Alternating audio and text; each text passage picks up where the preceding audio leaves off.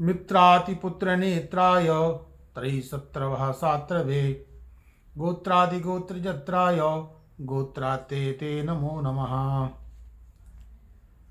समस्त ग्रह एक राशि को छोड़ करके जब दूसरी राशि में प्रवेश करते हैं तो उस संक्रमण काल को संक्रांति कहते हैं। संक्रांति वैसे समस्त ग्रहों की होती है, किंतु सूर्य का विशेष रूप से संक्रांति में विचार किया जाता है और सूर्य ही समस्त ग्रहों में प्रधान होने के कारण विचारणीय होता है। अतः संक्रांति संबंधी जो भी विचार किया जाता है वो सूर्य से ही किया जाता है। संक्रांति के समय वर्तमान वार नक्षत्र के संबंध से संक्रांति के विभिन्न नाम होते हैं और उनका विभिन्न प्रकार का फल होता है। वैसे वर्ष पर्यंत 12 प्रकार की संक्रांति होती हैं, किंतु हमारे यहाँ मकर संक्रांति को विशेष महत्व दिया गया है। इसलिए दिया गया है कि मकर संक्रांति से उत्तरायण प्रारंभ होता है। वैसे 5 प्रकार की संक्रांतियाँ होती हैं।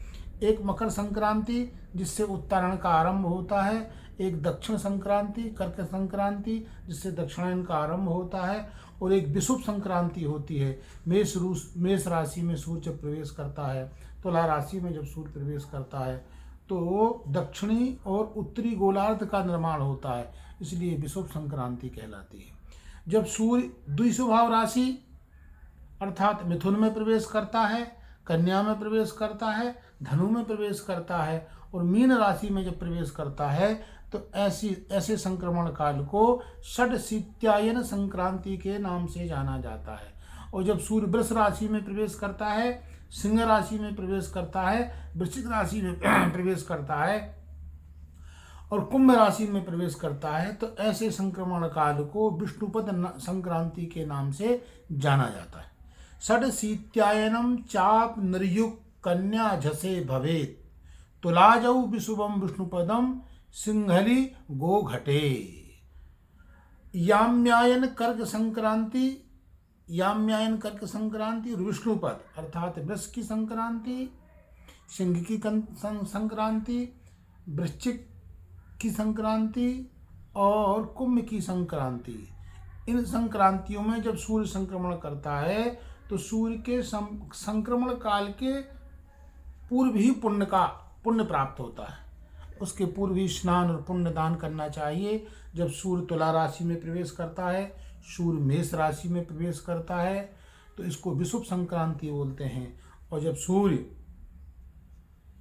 मिथुन राशि में, कन्या राशि में और धनु और मीन राशि में प्रवेश करता है, जिसको हम षटशीत्यायन के नाम से जानते हैं, यह संक्रांति दोनों ओर पुण्य देने वाली है। अर्थात सूर्य संक्रमण के पूर्व भी पुण्य प्राप्त होता है और सूर्य संक्रमण के बाद भी पुण्य प्राप्त होता है। इसलिए लिखा है याम्यायने विष्णुपदे चाद्या मध्यास्तुला जयो षडशीत्यायने सौम्ये परा नाड्यो तिपुण्यदा।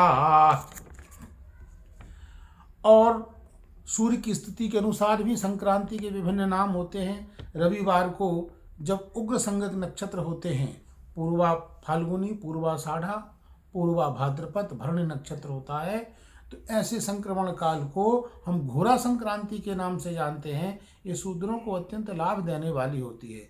जब सोमवार को सूर्य संक्रमण होता है और लघु संज्ञक नक्षत्रों में संक्रमण करता है, हस्त नक्षत्र, पुष्य नक्षत्र, अभिजित नक्षत्र, तो ऐसी संक्रांति को द्वाक्षी संक्रांति के नाम से जाना जाता है। और महाराज मंगलवार को जब संक्रमण होता है, कदाचित चर नक्षत्र होते हैं उस दिन, स्वाति नक्षत्र होता है, पुनर्वसु नक्षत्र होता है, श्रवण नक्षत्र होता है, धनिष्ठा नक्षत्र होता है, सदविषा नक्षत्र होता है, तो ऐसे संक्रमण काल को महोदरी के नाम से जाना जाता है। यह दुष्टों को, चोरों को लाभप्रद होती है। और बुधवार के दिन जब सूर्य का संक्रमण होता है, संक्रांति होती है, मैत्र संज्ञक नक्षत्र यदि उस दिन रहते हैं, अर्थात मृगशीर्ष नक्षत्र होता है, रेवती नक्षत्र होता है, चित्रा नक्षत्र होता है, अनुराधा नक्षत्र होता है, तो मंदाकिनी के नाम से जाना जाती है। और वो संक्रांति निश्चित ही क्षत्रियों को लाभ देने वाली होती है। और गुरुवार के दिन जब सूर्य संक्रमण होता है और तो मंद संज्ञक नक्षत्र होते हैं, उत्तरा भाद्रपद, उत्तराषाढ़ा, उत्तरा फाल्गुन और रोहिणी, तो वो मंदा के नाम से जानी जाती है। संतों को, ब्राह्मणों को, विप्रों को लाभ देने वाली होती है। और मेरा शुक्रवार को जब संक्रमण होता है तो वो मिश्रा संक्रांति के नाम से जानी जाती है। उस दिन विशाखा नक्षत्र रहता है, कृतिका नक्षत्र होता है, वह पशुओं को लाभ देने वाली होती है। और शनिवार को जब सूर्य का संक्रमण होता है तो वो तीक्ष्ण संगत नक्षत्र उस दिन यदि रहें, मूल नक्षत्र रहे, आर्द्रा नक्षत्र रहे, ज्येष्ठा नक्षत्र रहे, आश्लेषा नक्षत्र रहे, तो ऐसी संक्रांति राक्षसी संक्रांति के नाम से जानी जाती है। ये अंत्यजों को लाभ देने वाली होती है।